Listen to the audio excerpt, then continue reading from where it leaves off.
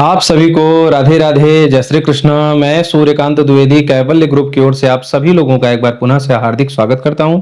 आप सभी लोगों का एक बार पुनः से हार्दिक अभिनंदन करता हूं। बहुत आवश्यक अनिवार्य यात्रा चल रही थी, इसलिए जानकारी बहुत विलंब से आप तक पहुंच रही है। इसके लिए बहुत लोगों ने मैसेज किया, कमेंट किया कि गुरुदेव इस वर्ष तांत्रिक पितृ साधना आप कब कराएंगे, कब बताएंगे, जानकारी दी भी जाएगी या नहीं दी जाएगी। तो बता रहा हूं मैं आप लोगों की आवश्यक अनिवार्य यात्रा चल रही थी, इसलिए मैं ये जानकारी आप लोगों तक नहीं पहुंचा पा रहा था। आज जैसे ही थोड़ा सा समय मिला है आप लोगों तक ये जानकारी पहुंचा रहा हूं। बहुत से लोग ये सोचेंगे कि वीडियो लेट हो गया है या विलंब से मिल रहा है जानकारी, जो भी है, लेकिन जो लोग करना चाहते हैं, जो लोग वाकई दुखों से निवृत्ति पाना चाहते हैं, वो लोग जरूर से जरूर करेंगे। और मैं जो है निशुल्क जो है वैदिक पितृ साधना पहले ही दे चुका हूं। बहुत से लोग उसकी सामग्री जुटा चुके हैं, तरीका सीख चुके हैं और जगह बना चुके हैं कैसे कैसे करनी है। लेकिन और जल्दी लाभ लेने के लिए तांत्रिक पितृ साधना से लोग जुड़ते हैं ताकि कम परिश्रम में, कम प्रयोगों में जल्दी लाभ मिले। इसलिए तांत्रिक पितृ साधना से भी प्रतिवर्ष लोग जुड़ते हैं, लाभ पाते हैं। सबका जो है चमत्कार अनुभव आप सभी लोग देखते हैं। तो देखिए, जब ये पितृपक्ष आता है तो हर साल मैं आप लोगों से निवेदन करता हूं, जैसे आप लोग दीपावली माता लक्ष्मी पूजन मनाते हैं, नवरात्रि माता दुर्गा पूजन मनाते हैं, अभी भगवान गणेश जी का जो है गणेश उत्सव सभी लोगों ने मनाया। तो जब ये देवी देवताओं के त्योहार आते हैं तो आप लोग बहुत ही हर्षोल्लास के साथ मनाते हैं, और जब पितृपक्ष आता है तो सबसे ज्यादा मायूसी छा जाती है। ऐसा लगता है कि ये ब्राह्मणों को भोजन कराना पड़ता है, पिंड दान करना पड़ता है, तिल दान करना पड़ता है, ये दुनिया भर के जो है पचड़े में लोग पढ़ने लग जाते हैं, और ये बड़ा हीन दीन जैसा इसको माहौल बना देते हैं, जो कि सबसे ज्यादा उत्सव इसी में मनाना चाहिए।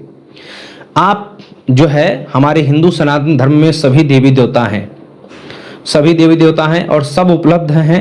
सब उपासना और सिद्धि की बदौलत सबका दर्शन भी प्राप्त होता है। कुछ कठिन नहीं है, बस करने वाला होना चाहिए। बहुत से भक्तों ने इसी कलयुग में, कलिकाल में प्राप्त किया है, कोई बड़ी बात नहीं। लेकिन जिन देवी देवताओं को हम आंखों से नहीं देख पा रहे हैं उनका हम लोग धूम धड़ाके से पूजन कर रहे हैं, लेकिन जो देवी देवता हमारे आंखों के सामने हैं, कुछ समय पहले थे, उनको जब उनका एक समय आता है, श्रावण आता है, भगवान शंकर जी की उपासना होने लगती है, नवरात्रि आएगा दुर्गा जी की उपासना होने लगेगी, दीपावली आएगा माता लक्ष्मी की आराधना होने लगेगी, अन्य अन्य, जन्माष्टमी आएगी भगवान कृष्ण जी की, ये भी देवी देवता हैं और सब प्रत्यक्ष हैं, यहीं पे हैं, उपासना से सब जो है लभ्य हैं। लेकिन जो देवी देवता हम आंखों से देख लिए रहते हैं, उन देवी देवताओं का जब एक अवसर आता है, पक्ष आता है, महीना कह सकते हैं आता है, तो हम उदासीन हो जाते हैं, पता नहीं क्यों। और मैं हर बार बोलता हूं कि देवी देवता भी ये देखते हैं कि ये इंसान अपने बाप का कितना सगा है, बाप का मतलब अपने पूर्वजों का कितना सगा है। देवी देवता भी ये देखते हैं और ये देख करके ही वरदान देते हैं, कृपा देते हैं।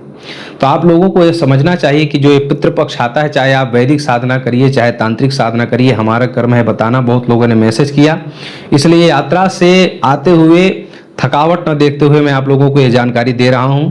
तो आप लोग ये समझिए, चाहे आप कुछ भी करिए लेकिन पितरों को मत छोड़िए।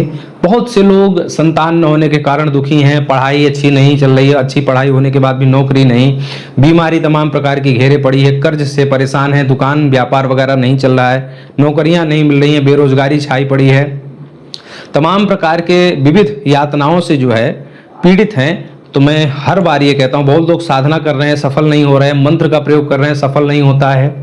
तो अनेक प्रकार के जो उलझन है, हमें अनेक प्रकार की जो समस्याएं हैं, वो पितृ साधना से संपन्न होती है। और पितृ साधना आपके जीवन का वो प्रथम पायदान है जहां से आप सफलता को स्पर्श करना शुरू करते हैं। अगर पहली सीढ़ी पर आप कदम नहीं रख पाएंगे तो आगे की ऊंचाई भी आप नहीं छू पाएंगे। अगर आप किसी भी क्षेत्र में उन्नति पाना चाहते हैं तो पूर्वजों की आराधना अवश्य करिए। और मैं नाम नहीं लूंगा, हिंदू धर्म को पता नहीं क्या ऐसा हमारे ऋषि मुनि इतना सिखा करके समझा करके गए हैं, लेकिन हम पूर्वजों की उपासना भूलते जा रहे हैं। और दूसरे जितने भी मजहब हैं, धर्म तो सनातन के अलावा कुछ होता नहीं, दूसरे जितने भी मजहब हैं वो सब अपने पूर्वजों को मानते हैं और पूर्वजों को जुटा जुटा करके रखते हैं। भारत को छोड़ करके अन्य बहुत सी ऐसी मुस्लिम कंट्रियां हैं, मुस्लिम देश हैं, जो अपने पूर्वजों का अभी तक उन्होंने न तो गाड़ा है न तो दाह संस्कार तो हिंदू के अलावा कहीं होता नहीं है, लेकिन जमीन में भी दफन नहीं किया, केवल उनको घर में सजा करके रखा है, उनके कंकालों को।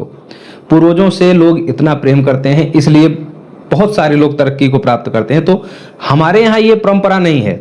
हमारे यहाँ कंकाल नहीं रखना है, हड्डी नहीं रखना है, जमीन में दफन भी नहीं करना है। आप जो है दाह संस्कार, हमारे यहाँ हिंदू परंपरा में दाह संस्कार होता है। दाह संस्कार करने के बाद उनकी कुछ स्मृतियां होती हैं, कुछ भावनाएं होती हैं, वो इस पक्ष में उनको आने का अवसर मिलता है अपने वंशजों के पास। तो जब पूर्वज आपके वंशज यहाँ पर आते हैं तो आप किसी भी माध्यम से उनको भोजन कराते हैं, तर्पण देते हैं, जलांजलि देते हैं, जो भी आपके पास वश होता है वो देते हैं।